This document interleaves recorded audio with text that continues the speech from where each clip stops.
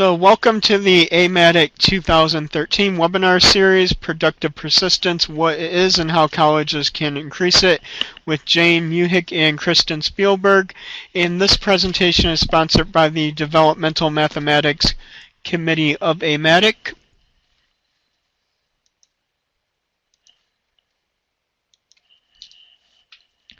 And AMATIC is the American Mathematical Association of Two-Year Colleges, and our core value is building expertise and exhibiting leadership in the teaching and learning of mathematics, enhancing personal growth, and improving teaching methods and effectiveness as a personally initiated lifelong responsibility.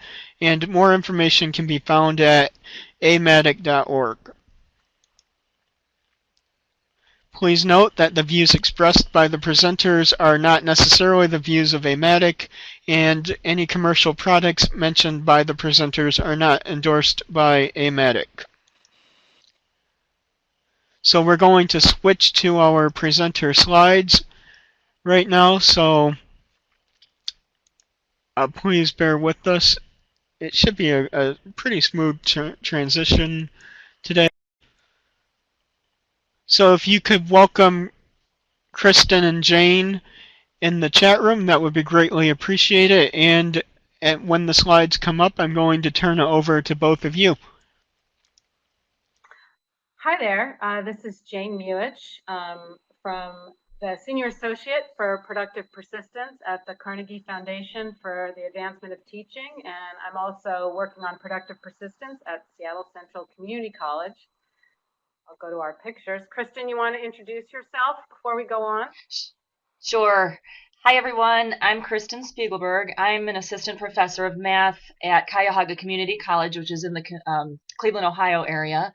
And I've been working with Carnegie on the Productive Persistence subnetwork. This year, I'm faculty lead for that subnetwork. So we're going to go through our presentation today, and we're going to do our best to answer questions as we go along, depending on how many turn up. So if you type your questions in the chat box, Kristin and I are going to try and monitor that as we go along. Sometimes I'm an easily distractible person, so if a question comes up, Kristin will let me know if I'm just ignoring it by accident, and vice versa. I did want to, before we went on any further, just introduce the other really important members of our Productive Persistence team. There's a core group of people, along with faculty out in the network who've been working on this for quite a while. David Yeager, our resident psychologist from the University of Texas, Austin. Lawrence Morales, who does a lot of the improvement science coaching for the faculty working on this effort, and Iris Lopez, our postbac fellow, who troubleshoots and writes wonderful copy and does all sorts of great things for us.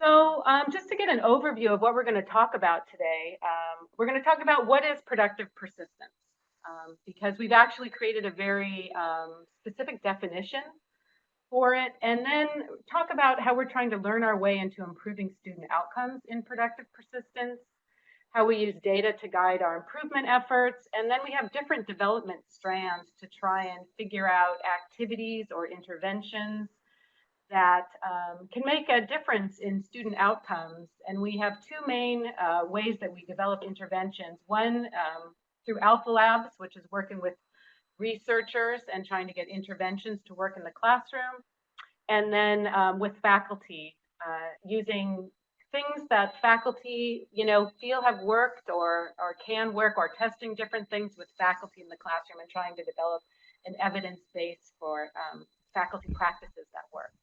And so we'll talk about one example of each one of those as we go along here today, just so you get a flavor for the work.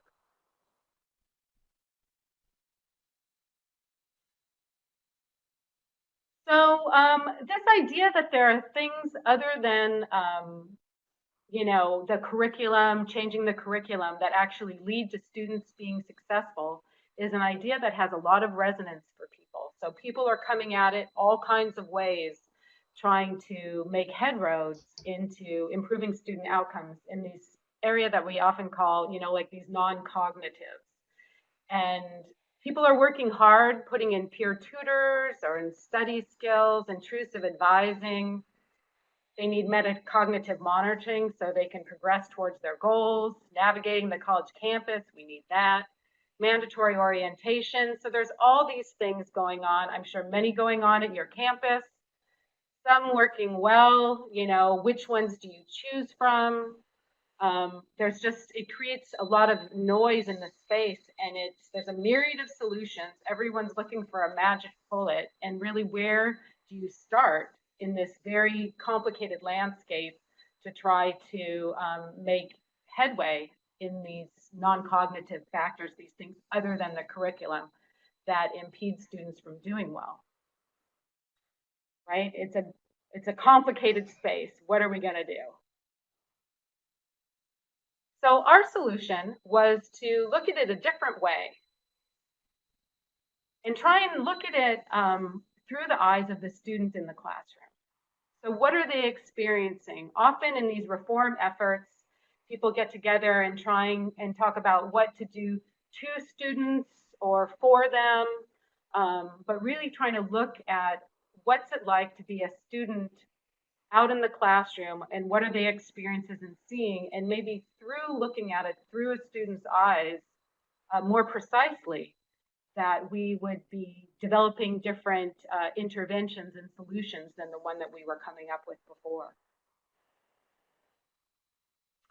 So for example, looking at it through a student's eyes, so a student in our StatWay and QuantWay programs, there's a diagnostic at the very beginning that assesses basic conceptual mathematics. It's very conceptual. And this was a student's response to that experience. I'm embarrassed by how stupid I am and suddenly feel very discouraged. I can't even tell which fraction is bigger than another or where they should fall on the number line. I feel like crying. So this is a sentiment that many of our students have every day of being discouraged, you know, interfacing with mathematics and lacking the confidence that they'll be able to do well and having very emotional reactions about that. So you know, this is really problematic. But at the same time, it's also kind of promising because the things that the student is talking about right here, they're just beliefs that they have. And beliefs can be changed, you know, with the right intervention and effort. So we're really going to look at some student beliefs here and how those beliefs are, you know, correlated with student outcomes, and then ways that we can try and change those beliefs to be more productive so students, you know, feel and are more successful. So here's a student. He's come to community college and, you know, has the skills and academic, you know, possibilities of doing well, but he might think, well, you know, to himself, maybe he doesn't believe that he has what it takes. Maybe he doesn't see the point, right? Why should he invest his efforts in that particular curriculum or program if he doesn't really see the point? And then maybe he doesn't feel like he belongs. Like, college isn't for me, this class isn't for me. Really, I'm uncertain why I'm here. What am I doing here? So to try and work on these beliefs that students have and try to organize this whole space into something we could work on, we did a few different things. One thing is that we looked at the literature going on in student success. They did an exhaustive research survey of the field, and the field doesn't agree on what improves student success. And then if we actually look at what's been tried in the community college space in, you know, randomized experiments, these programs that were evaluated really didn't have substantial long-term effects on either credit attainment or retention or GPA. So the field doesn't agree what improves student success, and really the things that have been tried upon closer examination actually didn't have the efficacy that we would want reliably. But on the flip side, again, thinking about the positive, that promising ideas do exist out there for intervening and improving in these areas that we care about. In research and psychology, there's brief, inexpensive interventions. And these interventions, because of, access to different populations, are usually done within K through 12 or in four-year settings at large research universities. There's not been a lot of academic research done within the community college space. Oh, somehow not forwarding. There we go. And then in the field, right, there's expert practitioners all over the place, trying things, implementing things in their classroom, but, that make huge improvements in student outcomes, right? We know expert faculty, there's probably expert faculty out here on this webinar today. But within that space, then, the interventions or what's going on in the classroom, these practices aren't often widely shared. And then there's really not an evidence-based often, faculty are often going by their gut, like, that seemed to work, but an evidence-based to start from to see whether, we can get that activity that worked really well in a classroom to then work reliably in multiple classrooms in the hands of diverse practitioners and students.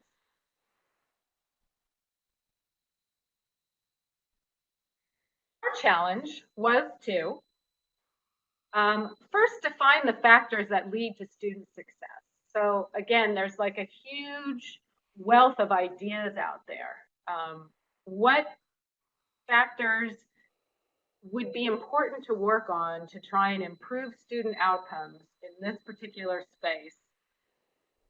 And then we need to organize those ideas so faculty could work from them, right? It needs to be a set of ideas that resonate with faculty and with researchers to say, like, okay, we're going to work on, these particular things like creating social ties or creating a growth mindset and others.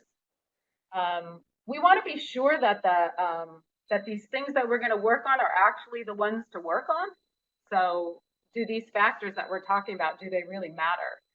Or are we just like off chasing things that aren't actually going to make a difference? And then because there are these two groups of people who are working on this space, but those people never actually interact. Like these researchers are off running these research experiments, and then faculty are off doing things in these classrooms, but there's this huge chasm in between those two groups of people that are caring about these same things, but in different ways with different methodology and processes. So trying to create partnerships where faculty and researchers can work together to try and improve student outcomes. And once we, figure out some things that we think are actually going to help students, how can we learn to get these interventions to work reliably, right? Because Kristin's developed beautiful interventions that have worked for her, or David Yeager, our researcher, got things to work in particular settings.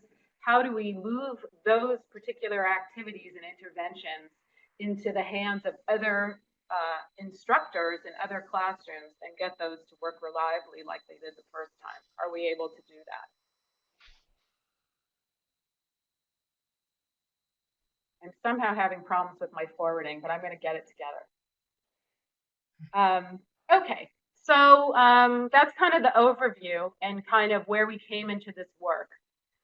And so in the beginnings, when we started to try and put together, well, what are we going to do, in this student success, motivation, engagement space, as we were organizing the ideas in this field for us to figure out how to work on them, we said, well, we want students to have productive persistence.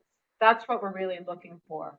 And what we're saying that is really students having the tenacity and good strategies to be academically successful. We want students to continue to put forth effort during challenges, and when they do so, they use effective strategies. People who have heard me talk before or know me have heard me say, many, many times that I was the intermediate algebra queen at my college at Seattle Central, another SCCC. And I taught intermediate algebra 45 times. And, the same students, a lot of them would sign up over and over and over again. So it's not that they're not persistent. but they are persisting without effective strategies, right? Like what's going to be different? How are they going to approach it this time differently than the last time?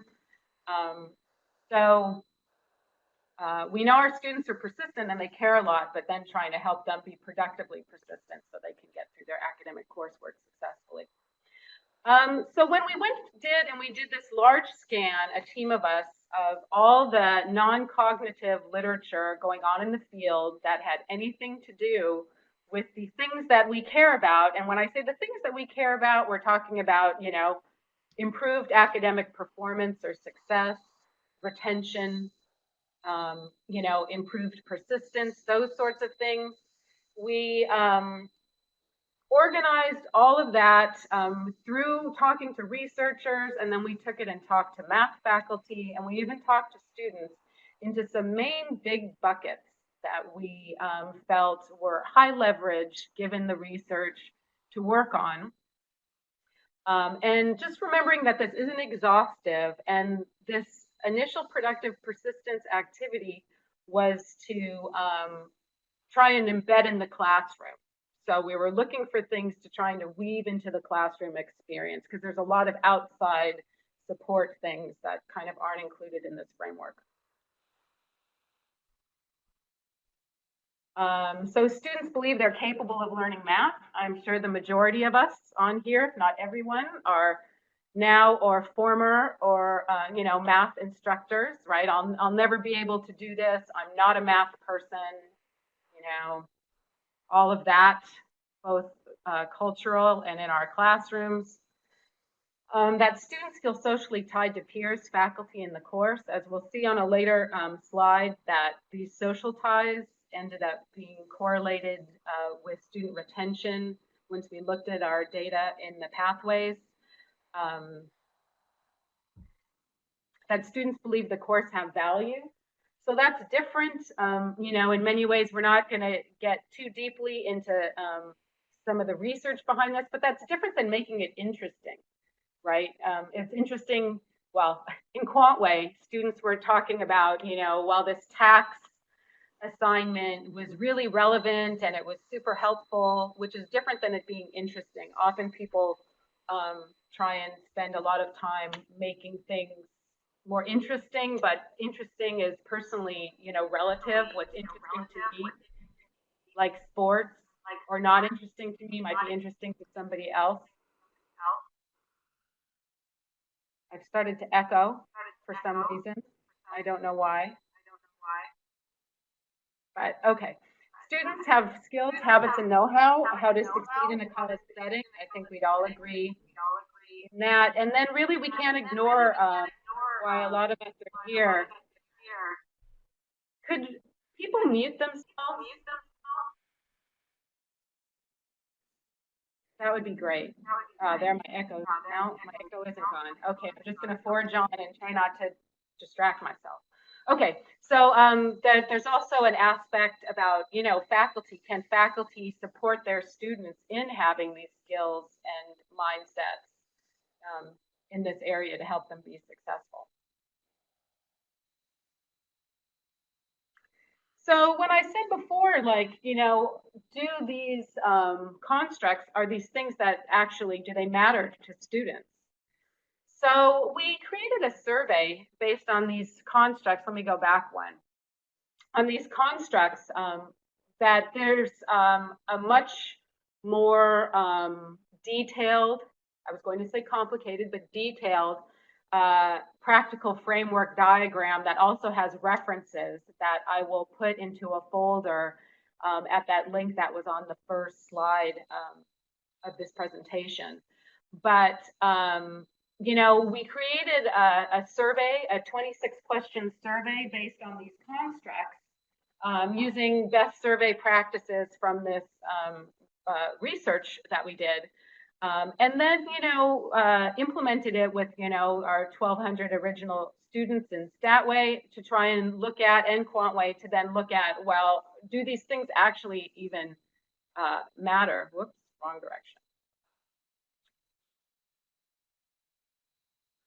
And so that's what this slide is about. So we give that survey on the very first day of students signing up, you know, like as soon as the beginning of the course as possible. It's inside the online platform.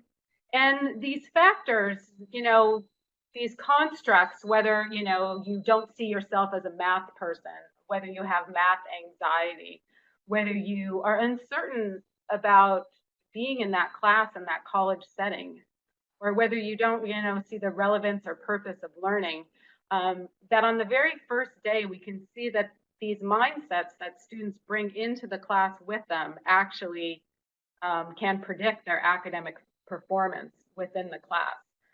So we can see here, so that's what really, high risk means, that those students were at high risk for one or more of those, constructs that we're talking about.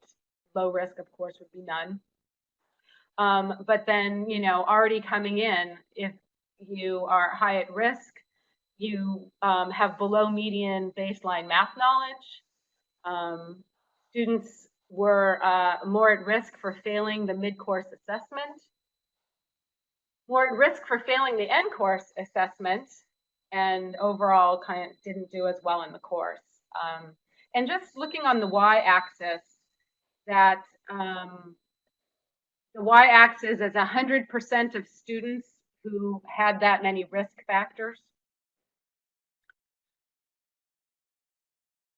Taking a moment to take all that in.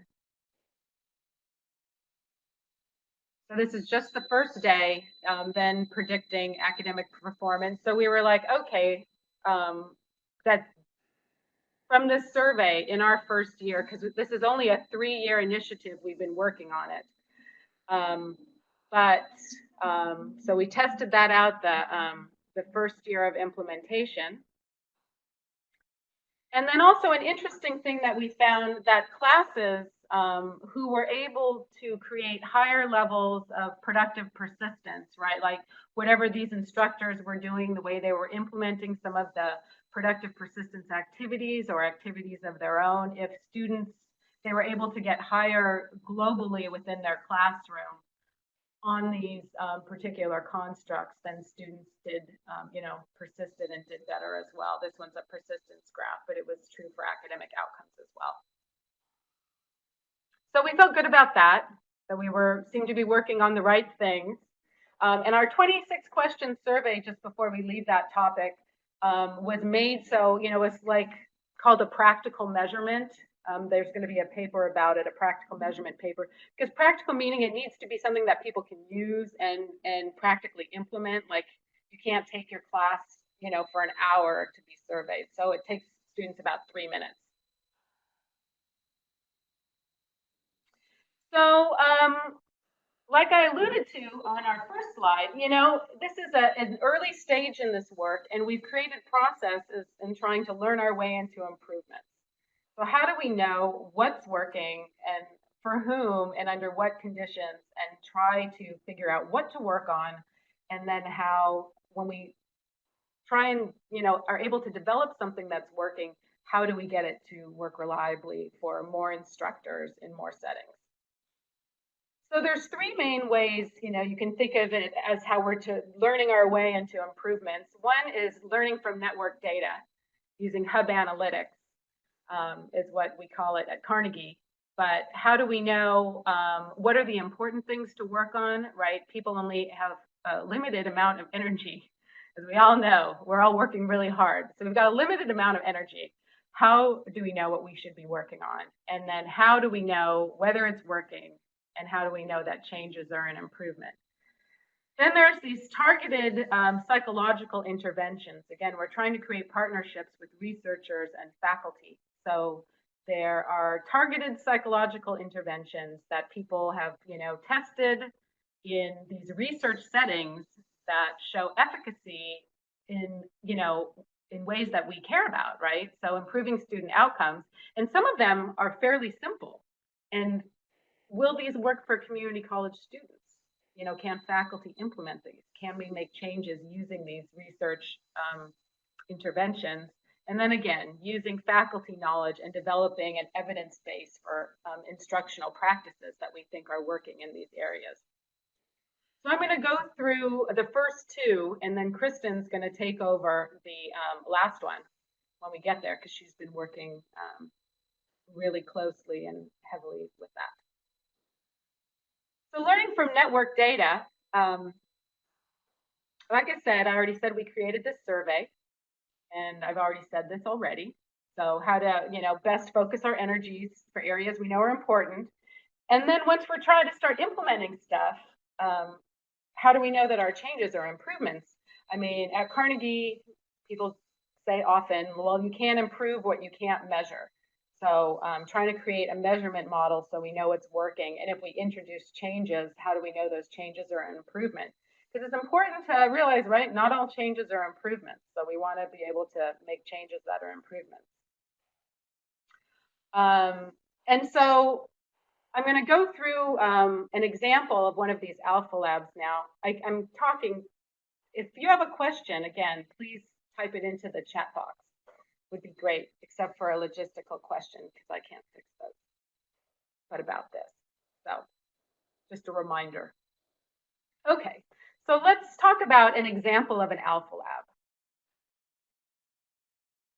So Alpha Labs, we're trying to bring these carefully designed experimental interventions into our community college settings. And so just they worked in this careful experimental design setting doesn't mean it'll necessarily work in our setting. So we might just need to adjust the message, or we might need to adjust the process. But there's an engineering or a translation that needs to happen to get it to fit in a community college classroom. And then if we can do that, can we even get it to work? So I'm going to talk about an Alpha Lab that was made or constructed or translated to really address that students believe they're capable of learning math.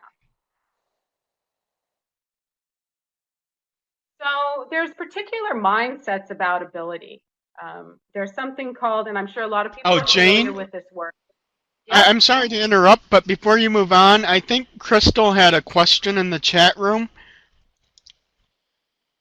Yeah, oh, I see, Crystal. This assessment right now is not something anybody can use. It's not open source right now.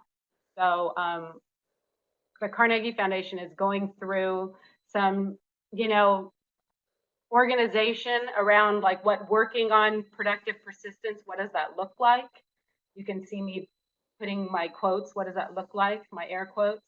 And so the instrument is kind of in that, but there's a lot of interest in people using that instrument, so stay tuned. Yeah, and it is, I mean, it's owned, it's the intellectual property of Carnegie. It was created by the team for the Statway and the pathways. But just as a side note, as more momentum is, as productive persistence picks up momentum, like at Seattle Central Community College District, Seattle Community College District, we're trying the first instantiation of productive persistence outside of the pathways. So it is moving outside of that initiative. So stay tuned. Okay, so mindsets about ability. There's a fixed mindset that intelligence is fixed. If you have to try hard, you're not smart. Right? You kind of don't want to be found out by asking questions or trying, right? You're just trying to fly under the radar and not get outed as not being smart. There's no point in trying if one isn't natural. And if you're dumb, you have to rely on luck. I mean, math teachers, you can always make the same sorts of jokes. Like if, how many students come to our office and they do well, and then sometimes they'll say, I just got lucky. It's like you think of all the numbers in the universe that you could have written on that page, right? That's not, something must have gone into that other than luck. But so yeah, there's, David, who's our local psychologist, talks about math luck, right? If you did well, you just got lucky. But there's also this growth mindset. that your intelligence is malleable, right? That trying harder makes you smarter. Your brain is a growth organism that can grow with effort, and that obstacles can be overcome through effort and with help from others and improving your strategy use. It's not just about the effort, but it's about the strategy and the help. But, you know, we all know students that kind of approaching, right? And once you try, right, it's the first step towards failure. I mean, that's like a funny picture, but at the same time, a lot of students divest energy right in the beginning because they innately believe, right? They have the belief that they won't be successful because they're not a math person, because they're not smart enough, or any of, you know, a myriad of beliefs about having a fixed mindset. So just in a nutshell, the goal of a fixed mindset is you want to look smart, right? You don't want to be outed and have people find out that you're just not cut out for that. The strategy and effort doesn't make a difference because there's an innate ability that's fixed. You give up, right? If you have a challenge, you give up because, you know, you don't have what it takes to meet that challenge, and that actually having a growth mindset or a fixed mindset is tied directly to academic outcomes. On the offset, right, a growth mindset, you know, then learning, right? It's about learning. You can grow your skills and intelligence with effort. Then you would want to work harder to do that, and that this is correlated with an increase of academic outcomes.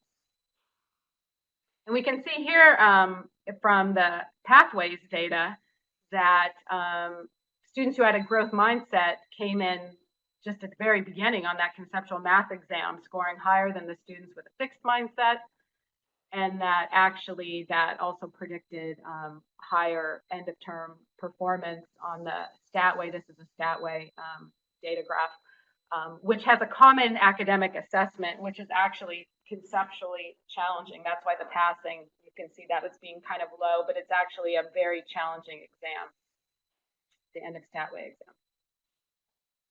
So tied to academic outcomes that we care about, which is one of the reasons why we focused on working on promoting a growth mindset, and something that's going on this year with faculty as well.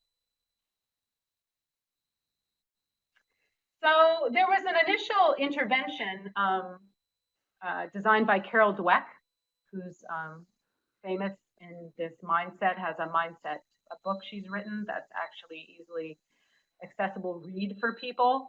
And David Yeager, our colleague, worked closely with her. But, you know, this is a prime example of engineering an activity to an academic setting. The intervention, the original mindset intervention, was over about 4 weeks.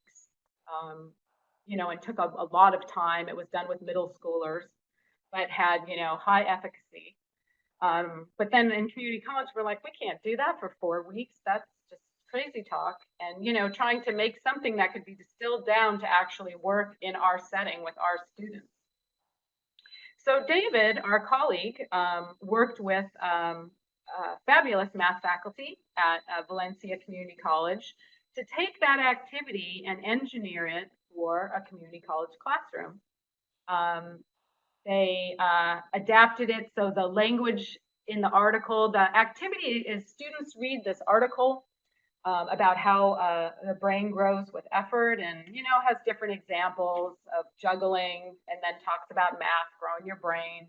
And then there's some questions where students answer them and try and internalize what's going on in the article to their own, you know, their own understanding, to their own beliefs.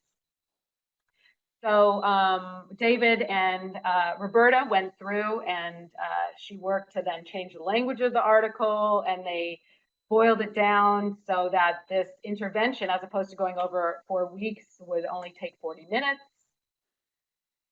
And they did a double-blind randomized trial.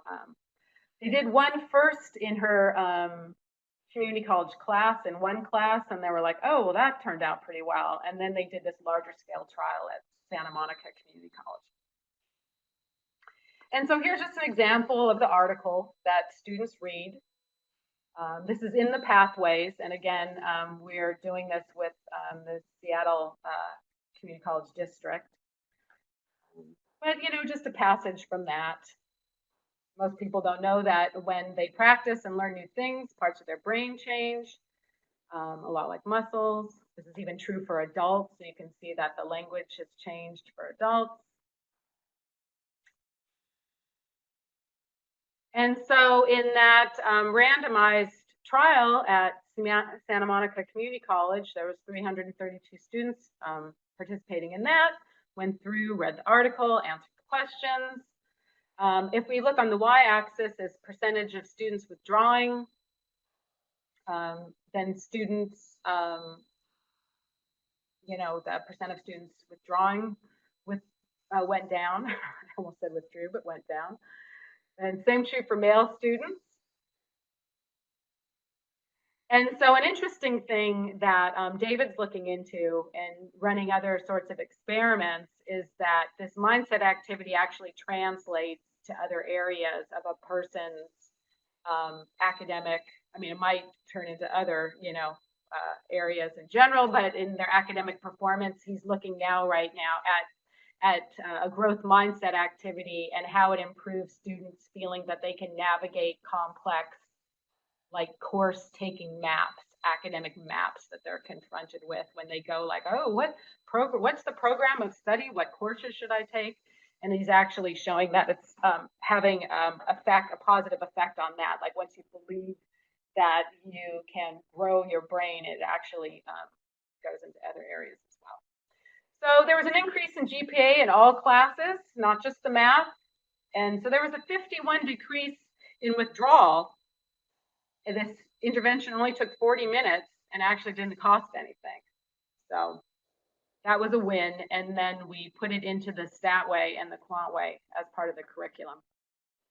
So just to close out Alpha Labs, we have Alpha Labs going on in other areas. David is working on mindset boosters. Like, as you go through a quarter or a term, students get discouraged at different points. How do you give them another reminder or boost in this area? And also working with faculty to develop phrases that you just say every day or feedback on exams that then can help promote a growth mindset.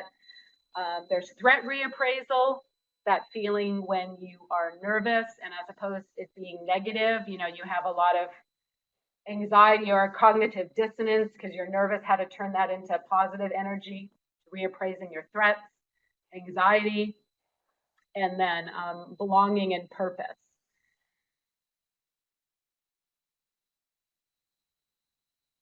And so I'm going to turn it over to Kristin, who's going to Jane, before you do that, could you go back and answer Crystal's follow-up question?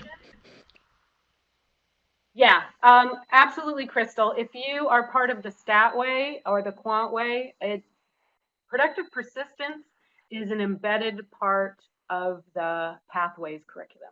Yes.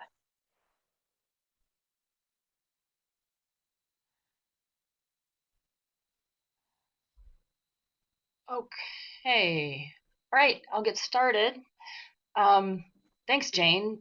Every time I've heard this so many times, but I'm still just so excited, and it's such great stuff.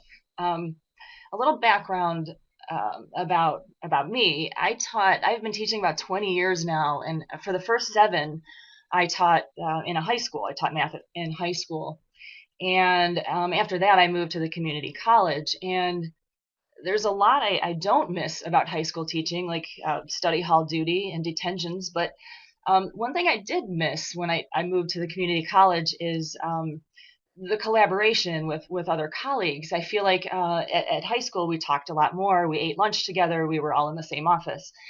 And when I moved to community college, I felt like I was teaching kind of in isolation. And I missed the collaboration, and I felt like we had 3 department meetings a year, and we weren't working together a lot. So our college became involved with Carnegie in the QuantWay program, and just a little bit of information on that.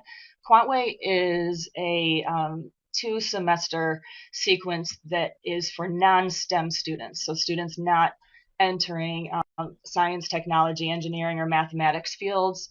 And it is a quantitative reasoning, quantitative literacy course for those students. And our college got involved in that. And what appealed to me was the brand new pedagogy involved in it. And students do much of their learning, perhaps most of their learning, collaboratively, and so that appealed to my sense of collaboration. I felt good about that, and so when we got involved, we before we even started teaching the course, we were collaborating with each other, and we were collaborating with people all over the country who were also piloting this new course.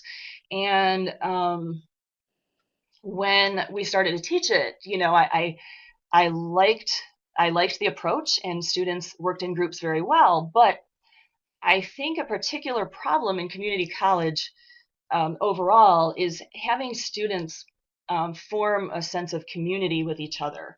I think I've never taught at a four-year school, but I think in that situation where everybody lives there, it would probably be easier to feel a sense of community in a class. And so I felt like my students, they worked together when they were in class, but they didn't have a lot of social ties to each other in general. And so you see that that's one of the drivers, and that's what we began to focus on, is the social ties aspect. And research has shown that when students feel socially tied to their classmates and the faculty and the course itself, that they experience more success. So our college became involved in the productive persistence subnetwork, and let me fast forward this. And one thing we wanted to address is social ties, but also students wondering if they maybe don't belong in the course. And so you see that this is some information about specifically African American students. You can see that belonging doubt can lead to dropping out of their math class. Here's another graph about belonging uncertainty, where you can see that students with high uncertainty withdrew from the course more often, and students with low uncertainty passed with a B more often. So this is a quote from a student that says, "I felt that if I stopped coming, no one would even notice." So as my colleagues and I worked in the productive persistence subnetwork, there was a routine that appealed to me as far as maybe helping me get my students to form a sense of community and this sense of belonging, that they belong in the course. So last spring semester, I implemented in my classroom, in my Quantway class, a routine called the group noticing routine. And I'll just give you a brief overview of how the routine works. It's extremely simple. Perhaps in your own teaching, you've seen students form study groups outside of the class or exchange contact information with each other. And I saw that too, but very rarely. I feel like they didn't do that, very much. It was rare instances, and it always made me feel really good that they did that. But I always wish that it happened more. So this routine involves students exchanging contact information with each other as kind of a requirement. I mean, I did let students know that they didn't have to because of privacy, but all of my students that spring, they didn't feel bad about that, and so they exchanged contact information, and sometimes it was a number that they could text each other at, or an email address, and so there was no necessarily requirement as far as that was concerned. But on the first day, the students in their groups exchanged contact information with each other. We also did a sort of get to know you activity on that first day as well. So then what we did from there, students created names for their teams, and that was surprisingly bonding, I think, for the students. They came up with silly names or funny names or names that had to do with something all the students had in common or something. And so then what I started to do is have, instead of me going through the roster of students and taking attendance one student at a time, instead I would take attendance in groups. And so I would say, the Ice Tigers, who's absent from your group today? And so what that made happen is that students were noticing when other students in their group were missing. And going back to that quote from before where the student said, I feel like if I was absent, nobody would even notice. That this kind of helped with that. And so students were noticing when their classmates were absent. After a while of doing that, then I started having students tell me that they would contact any group members who were absent. So if a student was absent, I would say, okay, who from the Ice Tigers would like to contact this person? And the contacting was very minimal. The student would just say, we missed you today. This is what we covered, and we hope to see you tomorrow, or we hope to see you next session. And so it was very simple, and they would just text it to them, or they would email it to them. And so what I noticed as we continued doing this routine throughout the semester is that very quickly groups became very close knit, and they were contacting each other before I even asked them to after a while. And so they would walk into class and say, Ashley's going to be late today because she has a doctor's appointment. And they would tell me before I even asked, or before I even noticed that Ashley wasn't there. And then I also noticed students, I would walk through the cafeteria and there would be a group and they would be working on their homework. And I noticed that they started calling each other by their group names, and they had each other saved in their phones under the name of their group. And it was really, really great to see, and it really formed a sense of community. So you see at the bottom of this slide that for that spring, my median attendance in the class was about 85% for the entire semester. I'm doing group noticing again with 2 sections this semester, this fall, and my attendance is at 91% at this point. So I'm having even more success with it this fall. It does seem to foster a sense of belonging and community amongst the students. One thing that this productive persistence subnetwork in general appeals to for me is my math geek, my inner math geek. And one thing that we do is we take attendance data, and then it generates this run chart, and so that I can see how my attendance changes and fluctuates over the semester. So when there's a drop, as you can see, a drop maybe on September 23rd, I can look back and say, what were we doing that day? What, was it really snowy outside, or what happened? And so it enables me to make improvements as I go along and see in real time how that is affecting my class. And that's something I'd never done before. At the end of the semester, I would say, what did I do well? What did I do not so well this semester? How many students passed? How many students didn't? But this way, I was, making improvements and doing things as the course went along, and that enabled me to improve things. Another thing that I observed in my class is something called questioning data. And that was, I kept track of how many students asked a question during a week. And you can see that this is my last spring data. You can see that as the course went along, questioning data steadily increased. And so my opinion is that it was the sense of belonging and the sense of comfortableness that everyone developed throughout the semester that enabled more students to ask questions as the semester went on. They felt more comfortable doing that. Another thing that I did is gave students surveys.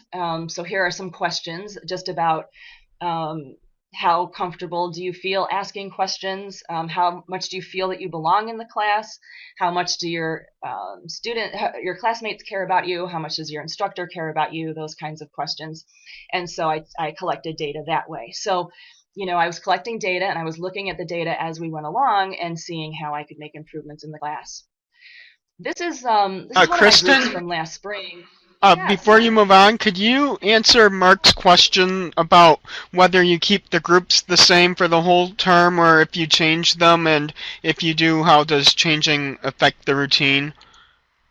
Absolutely, that's a great question. So I only did this for the first time in the spring, and I was right there with you. I didn't know what to do. So the groups were gelling so well that I was so reluctant to change them. But I wanted to see if if the routine would work just as well if I changed them. So I forced myself halfway through the semester to completely revamp the groups.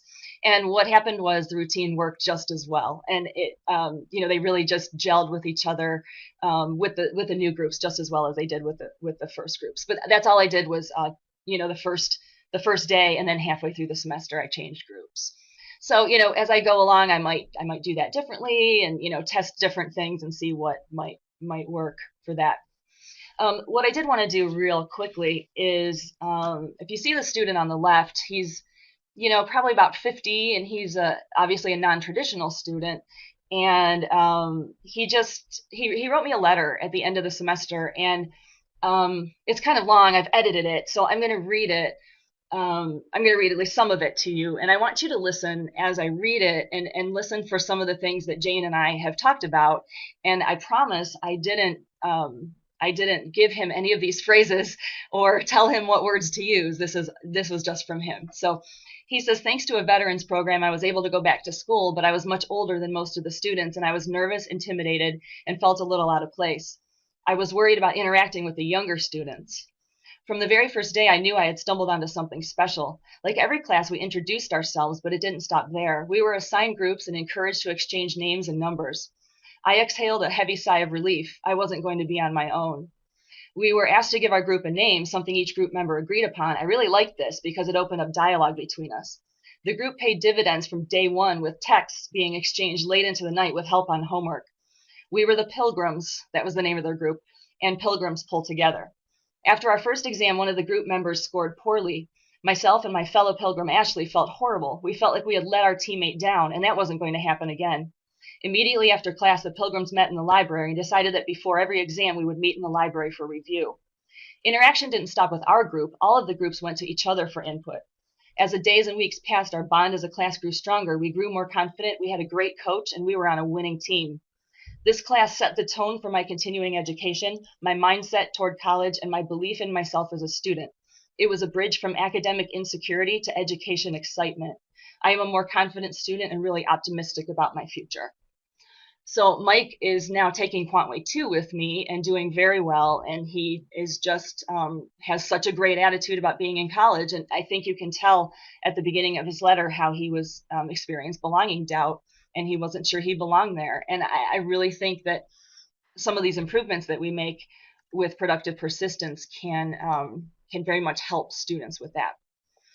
Kristin, I'm sorry to interrupt again, but I'm going to give you about a 2-minute warning because I do know that some people do have to leave right at the top of the hour, and so I want to have time to put up the survey link for them before they will have to check out. Sure. I think I'm almost done anyway. So here are a couple of reflections from the subnet. From hearing the group discussions in the last couple of modules, they were teaching themselves. The amount that I had to come to the groups and make sure they were on task went down. They were becoming self-learners. It was wonderful to see. And it helped me focus what was going on with the students, particularly on who was engaged in the class. I enjoyed doing the improvement work, and I feel like it really helped me focus on teaching in a different way than I did before. And neither of these quotes is from me, but I feel exactly the same way. Again, I have never done improvement on this scale in a classroom that I was teaching in before while I was teaching in it. And to me, that's what really helps me. And I can feel more connected with both my students, and the students are connected with each other and with me. But I also I feel more connected to my colleagues at my own college, and also colleagues from around the country who are also involved in this work.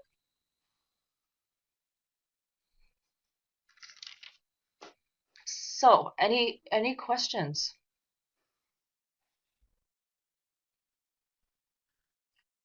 Or Jane, do you want to say anything else? Yeah, no, I just wanted to say that, right, it's ongoing work. We're just learning, and it's challenging work for faculty, but it's also rewarding.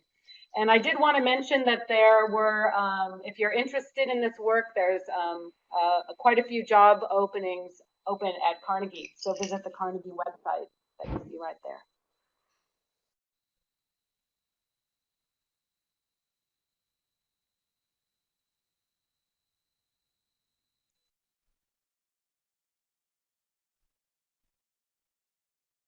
Okay, well, if you could all thank Jane and Kristin again in the chat room for this wonderful webinar this afternoon, that would be great. And so, as a reminder, thanks for participating in today's AMATIC webinar. And if you'd like to support future AMATIC webinars, please consider becoming a member of AMATIC at bit.ly/join-AMATIC. And please remember to like us on Facebook at facebook.com/amatic.